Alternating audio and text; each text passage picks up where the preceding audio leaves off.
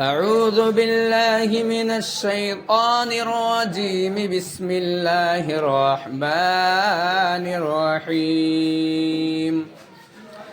ألف لام ميم.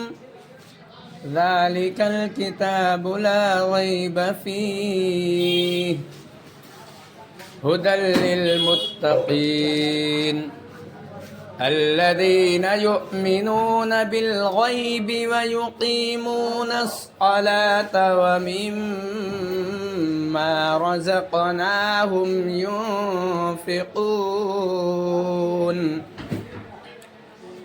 والذين يؤمنون بما أنزل إليك وما أنزل من قبلك وبالآخرة هم يوقنون أولئك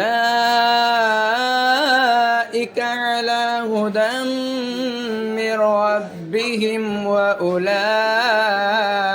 هم المفلحون.